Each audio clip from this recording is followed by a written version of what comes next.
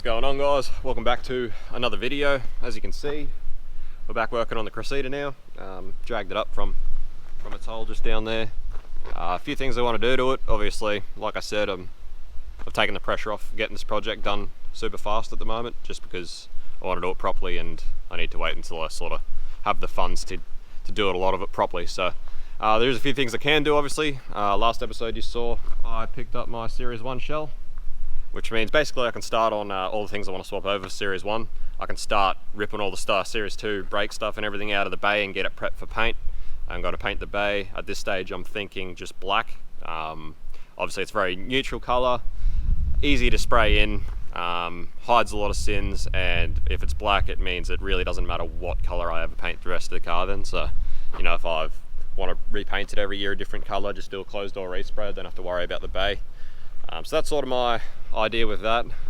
That being said, the same thing could be said with white. It's also a pretty neutral colour, so I don't know yet. I'll rip it all out and I'll see how it's going. But so yeah, that's pretty much what's going on today. So we'll get to it. So after doing Adam's wiring in his engine bay the other day, which you saw in the latest episode of the 1J Cressida build, if you haven't watched it, go check it out. I'll put the link up here. And after doing that, I sort of am pretty inspired to pretty much do the same thing with mine and try and hide a lot of the wiring up on the other side of the inner guard. So I do plan on doing that as well. So I'll try and show you in a bit more detail what we actually did, because for anyone who has an X8 or is building one, it's a very easy, pretty simple thing to do that really tidies up the engine bay a lot. So I'll show you guys that a bit, and first things first, there's a few things I want to get off the Series 1 before we get started.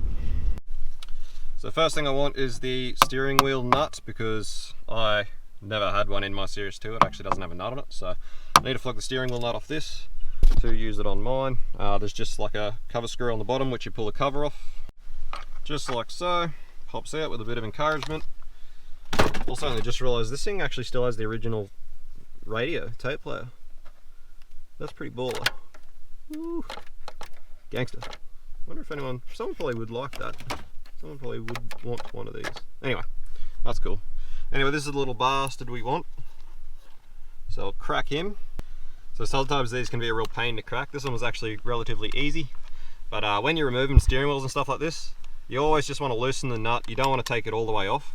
You just want to loosen the nut, and that way, because these steering wheels can be super stubborn to get off. Not that I actually need to get the steering wheel off, so I'm not going to bother. But just for people that are actually removing a steering wheel, remove the nut just until it's at the end of the thread so it's still there, and then work this wheel. That way when it pops, you don't punch yourself in the face with the steering wheel, because if you take the nut all the way off and you're reefing on this trying to get it off and then it pops off, you'll end up smacking yourself in the head, and it's not much fun at all. So that's piece number one that I need. Yeah, boy. The next thing I sort of want to get is some of the wheel nuts. I don't know if any of you have been watching since the very start of the Cressida videos, but my Cressida actually only has one wheel nut per wheel. So I'm just going to flog a few more off this, and so I can use them on that for now. It's not a big deal at the moment because it only gets sort of pulled and moved around, but I wouldn't mind just having a few more wheel nuts on it. I'm also going to put some different wheels on it, which I'm going to get in a minute, but so yeah, I'm going to grab some wheel nuts.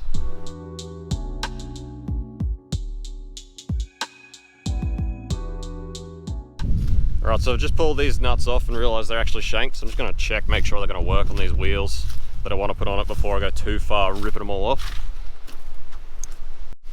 So these are the wheels that I wanted to use. Obviously they're filthy at the moment. These are just BA XR6 wheels off a Falcon, so they should fit fine. These nuts aren't going to work though. These are obviously for beveled nuts. These are shanked nuts, so not right for the wheels, so can't put them on today, but that's alright. But I pretty much plan on just using these sorts of cheap alloys off like Falcons, even like 350Z wheels, just whatever cheap alloys I can get as skid wheels, just because they look half decent.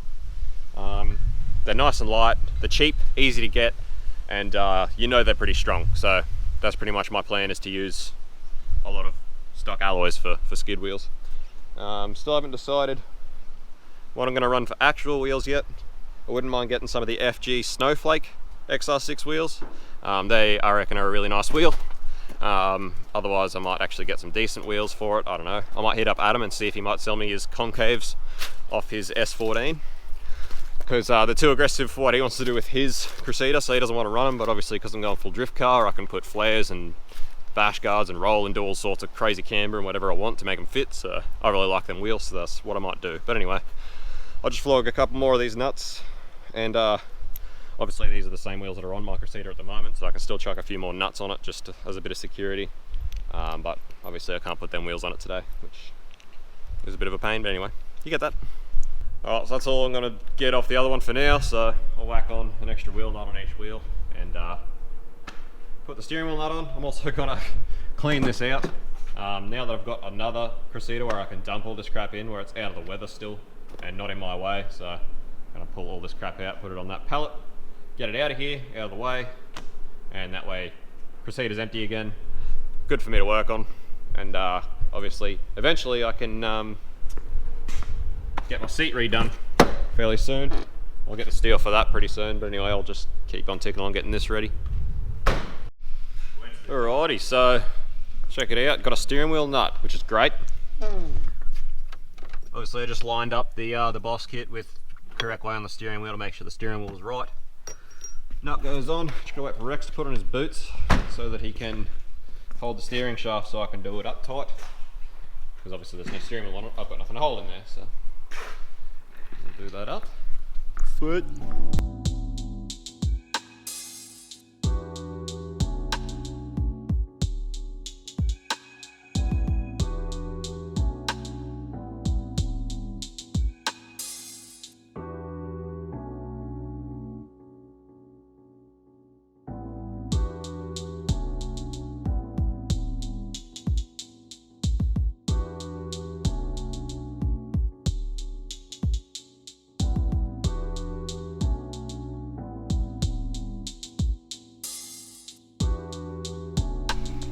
There you go, steering wheel's in, solid, it's nice. So yeah, that's sort of seating almost sorted. Obviously I'm going to remake this just to be stronger and a bit better, so I might work on getting the steel to do that next week so I can do that episode soon.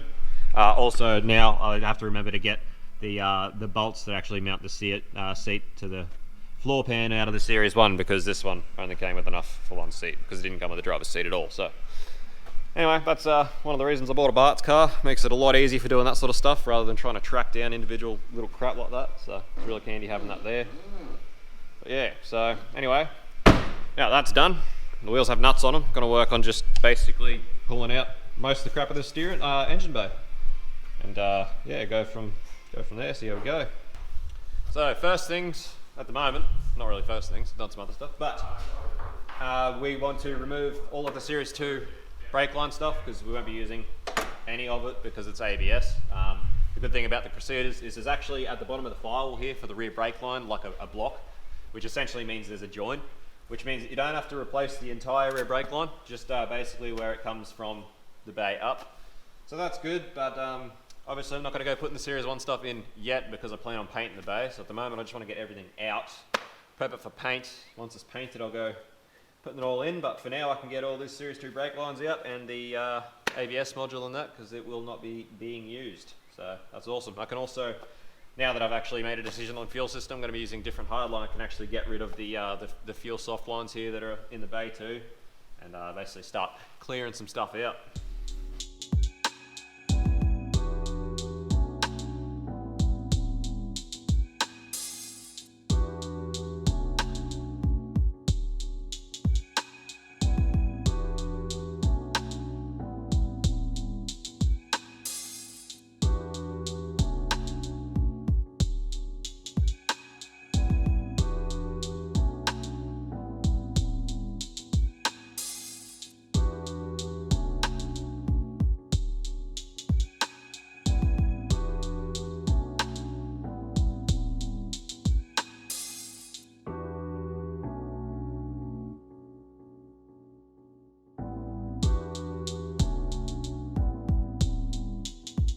So now the ABS module is gone. You can just yeet that out of there.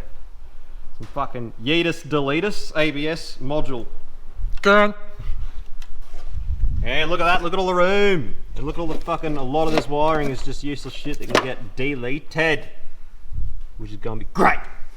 So that's more or less everything deleted that we don't need. Deleted all the fuel lines that I don't need, like the charcoal canister line, the feed and the return, because I'm not going to be using any of them.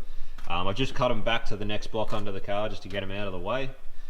And so they've just been cut, locked, and yeah, basically it's just a matter of removing other shit and masking up and fucking spraying. I'm not sure yet if I'll be using this master. I haven't actually looked to see whether the master is different to the non-ABS master. So I'll find out. If I can just use basically this master and then the non-ABS propulsion valve, that'd be a lot easier, but yeah, I haven't actually looked yet. I would think that the master's the same. I would assume, but I haven't actually had a look yet. And as I said, not bothering reapplying anything until after the bay's painted because it's a complete waste of time. So still making decisions about what to paint the bay. Still am thinking black at this stage, just to make it easy. But I'm not planning on painting up the motor or doing anything beautiful. It is just a drift car at the end of the day. I just sort of want to make it so that it's pretty tidy and that I can, at any point, just close door, respray it whatever colour I want and not have to worry about doing little fiddly shit like inside the bay and that sort of stuff. So, but I mean, at the end of the day, inside the door trims are still going to be white and all that, so how far do you go with it? Righto, so I got most of this front end pretty much pulled apart, as you can see. Pulled the lights, guards, everything off, basically the same way we had Adams the other day. So basically the difference between mine and Adams is being a Series 2 and having the ABS module. I don't have the same hole on this side as I do on that side like we did on Series 1 on Adams. But essentially what we did was these formed wiring holder things, we just cut all the wiring out and then just basically taped it up just as wiring. And you can unplug all these plugs and run the wiring around behind the headlight here in the front and then up into the Rio here. So that's what we did with Adams, so that all this wiring, instead of going into the bay here, it all connects on the outside, which gets hidden by the outer guard, and then the wiring runs around the top of the headlight and gets it all out of the bay and out of the way, and it tidies it up really well. So the other thing we did, which I didn't get to show you in Adam's video the other day because I didn't stick around for the whole time, is obviously this wiring runs up and is clipped up underneath this inner guard, or I suppose the main frame of the car. Obviously being a drift car, running low, big wheels, big lock, you can't exactly run the stock plastic inner guards. They get eaten up, it doesn't really work. So given the fact that you're not going to be running them, it's not really a great idea having aggressive low car with all this wiring just exposed here. So what we actually do is we flip this, pull this all out, and we just drilled some holes in this guard along here where you can just stick some zip ties through and just actually zip tie this wiring up along the top side of this seam. It just gets it all out of the way. It's safer. So obviously the other thing I need to consider going from Series 2 to Series 1 guard is I'm going to have my indicator up here. I've not yet actually checked on the Series 1 about the wiring. This is the indicator wiring for the wiring in the Series 2 for the guard indicator in the Series 2. So I'm assuming I'll probably have to extend this back up to the front corner. Alternatively, I can basically use the bumper indicator one to come back up to the corner light. Either way, I'll sort out how that's going to work and basically fix that. If I need to, I'll just cut this one out. But the only thing I'm just waiting on an answer from Adam because I wasn't there when he did this. He sent me some photos. It looked really good, done a really good job. The only thing I didn't understand that I'm waiting for an answer on is how he actually got over this lip from down where this comes out of the guard here. And where he sort of went around this seam weld where it still cleared the outer guard so that he could actually put it all up there. I'm assuming he pretty much comes straight out and over. But yeah, obviously when I go to do that, I can delete my bonnet release latch because obviously I'm not running a bonnet latch on this anymore. So basically just start working on tidying up this wiring, getting it out of the way, and working on getting this engine bay to a point where I can paint it. I sort of did have more of a think about painting the engine bay. Obviously black's neutral color, it would be good, but at the end of the day I'm not going through the effort of painting things like the door jambs or even the inside of the car, given the fact that the car is half stripped. Pretty much that's how it will be remaining, and all inside is white. It sort of doesn't really make much sense to bother going and changing the color of the engine bay. Even though black's neutral, it doesn't really matter because when I respray the rest of the car, the inside of it's going to be white anyway. So I pretty much decided I'm just going to match the engine bay paint with the stock code. Just paint it white. It's going to be easier, quicker, and basically just do that. And that way I'll still change, like white's still a fairly neutral color. It's not disgustingly in your face, but I'll probably just repaint it white. I think I had some ideas of going to a darker color scheme, but it's just so much work. I'll see how it goes, but at this stage I'm just going to paint the engine bay white, same color code as the car. Tidy it up a bit, it'll look grouse. So yeah, getting along, getting there. Fair bit of progress is getting made. Obviously, again, it's not super leans and bound progress, but any progress is good progress. And at the moment, I'm just sort of doing what I can with what I've got, which is that Series 1 shell. I can start doing stuff with that, but yeah. Still waiting on basically the shutdown are meant to be going on. I can get some money in the bank and actually have some funds to start buying a lot of the parts I need to actually start getting this thing together. But at least once I've got this engine base sorted out and painted, it means I can then basically fit engine and gearbox, make sure clearance is good, and at that point I can actually start doing a lot of the fab work for the turbo setup, which is going to be a massive step forward as far as progress goes. And then basically it's just going to be a matter of when I can afford things like clutch and flywheel and coilovers and the rest of the stuff to get it set up and finished. But it's getting there, it's coming along, I'm pretty happy. Like I said, any progress is good progress, so still good progress. Well, I just realised we've acquired a little buddy. Hello, buddy. I'll wet my hands and get him out of there.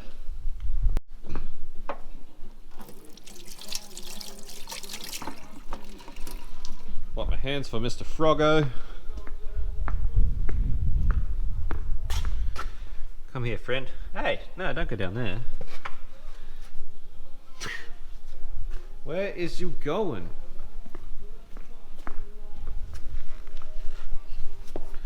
Come here, Froggo. Come on.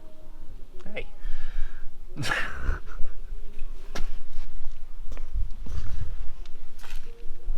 Yeah, fine then. You can get yourself out. You're gonna be like that. Alright, so just decided while I've got some daylight, I'm just gonna go pull out the corner lights of the Series 1, just because they're literally easy to get out. Literally, it's just one little Phillips head screw. So I'm gonna go pull out one of those, and I'll bring it back up and actually compare it to the Series 2 corner lights and see what the plugs are like.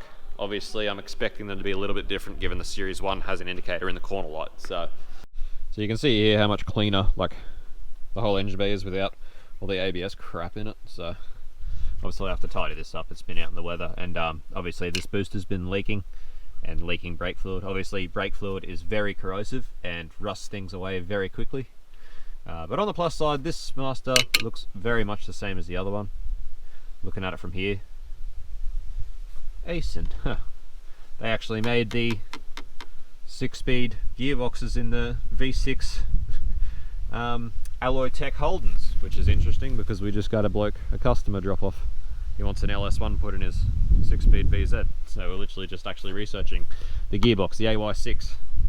That's interesting that that's just come up there. Anyway, off topic, but anyway, you can see much tidier, much nicer.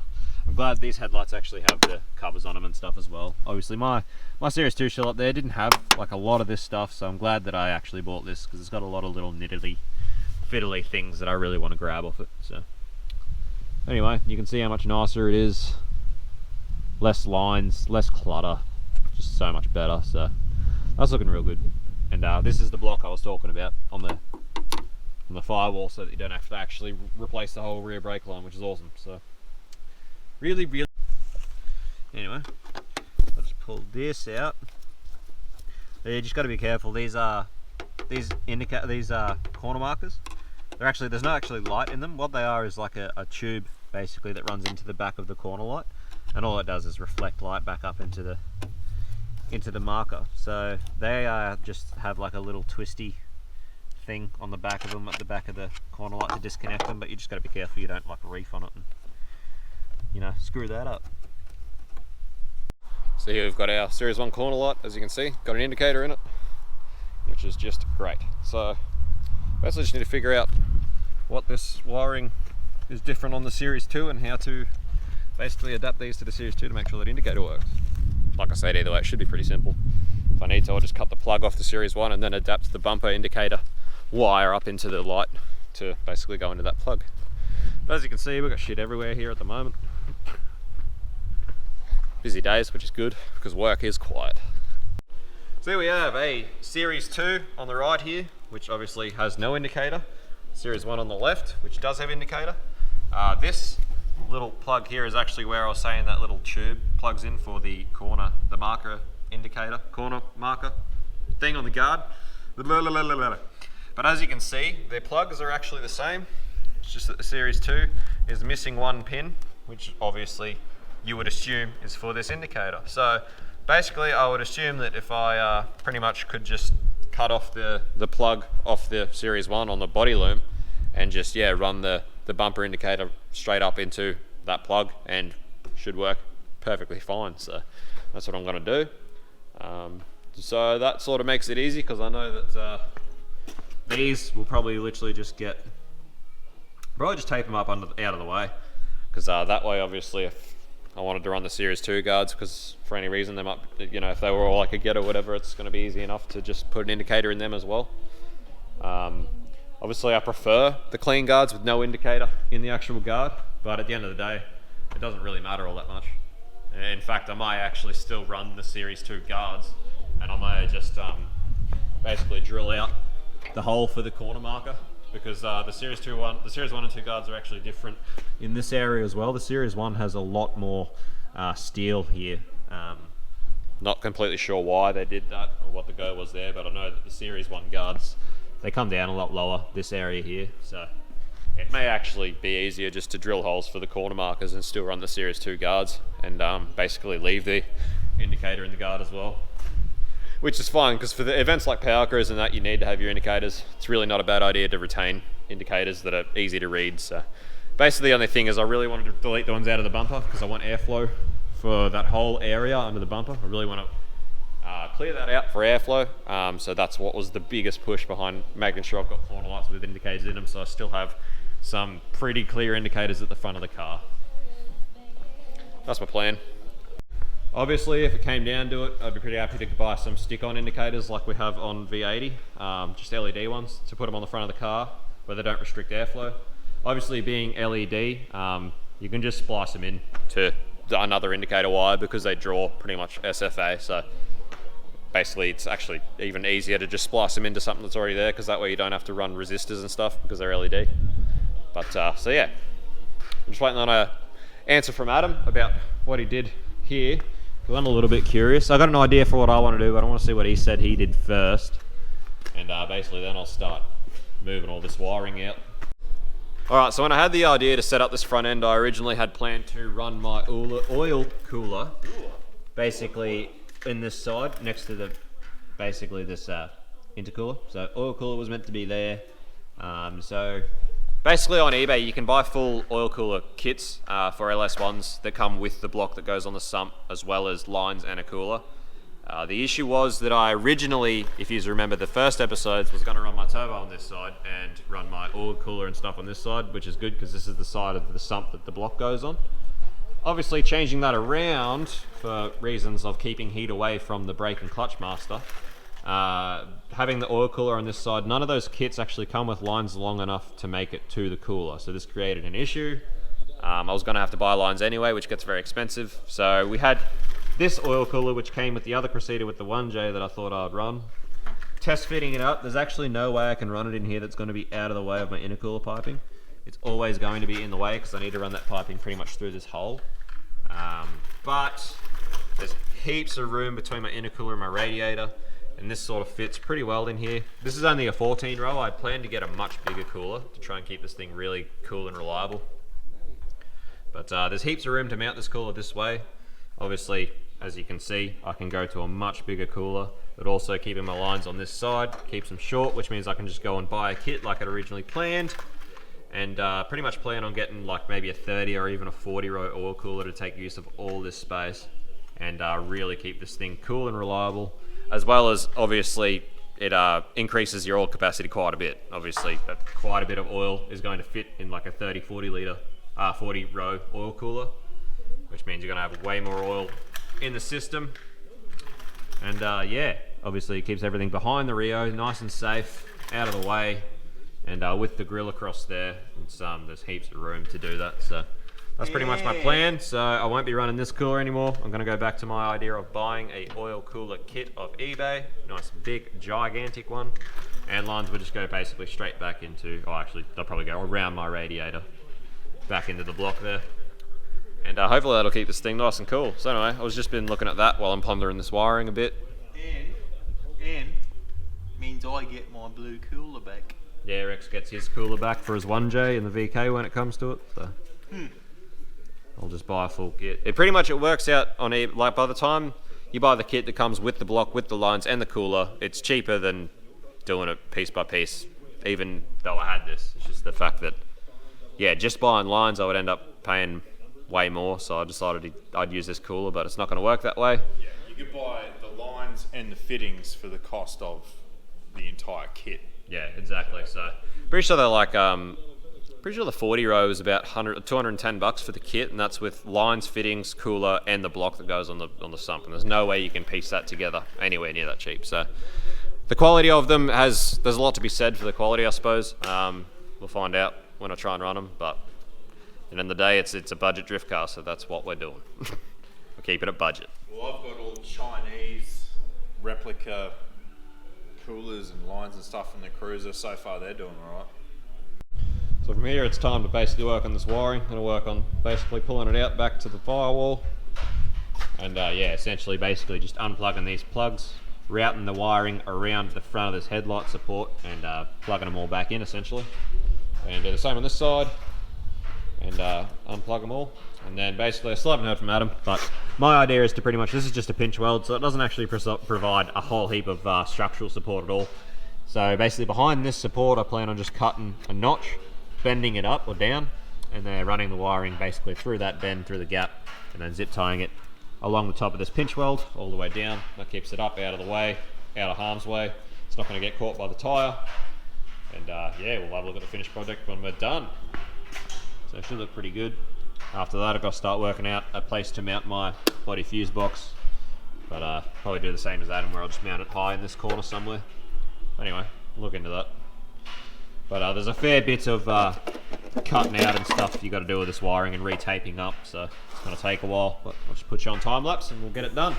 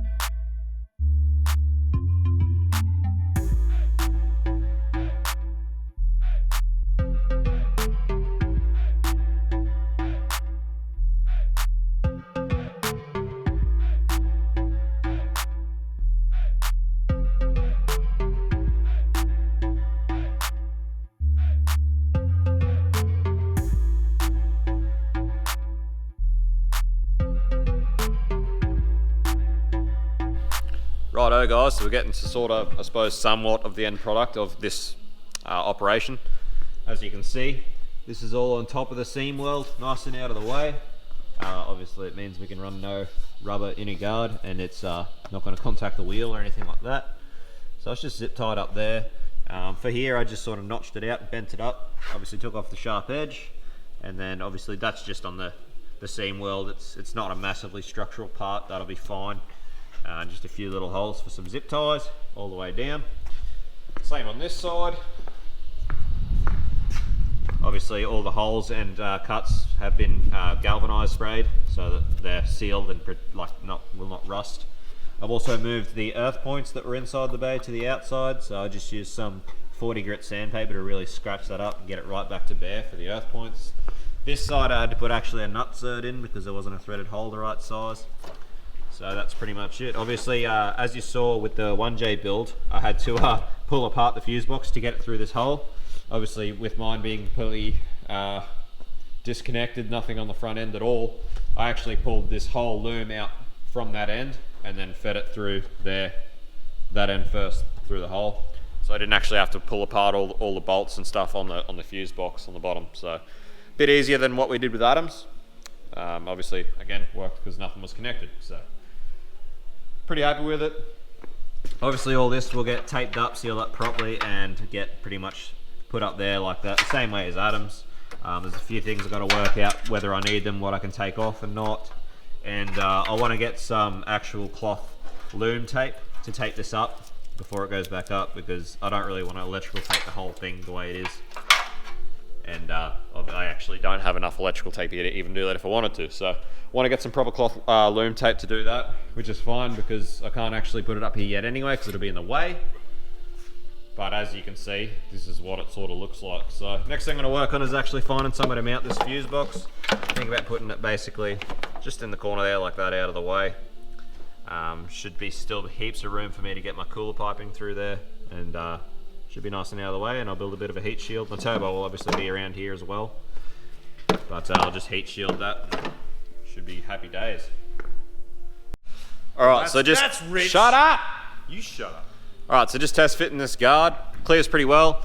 Upon actually test fitting it and actually having a decent look, you definitely do not need to even touch that seam at all, actually, where I notched it for that wiring.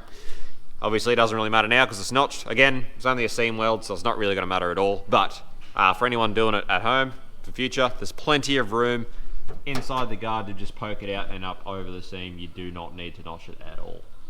But regardless, plenty of room up there. It's all looking good, nice and up out of the way. So again, progress is good progress. Any progress is progress, so it's great, and it's all coming. It's all coming along. Alright guys, well I'm going to sign off the video here. I'll make another one tomorrow, which I'll probably upload for you guys next week. So yeah, keep tuned for that. I don't know what I'm going to do tomorrow yet. I don't know if I'll have enough to make a total video, but I'll film a bit of crap tomorrow. So smash like, hit subscribe if you haven't already, and I'll see you soon for some more cool stuff.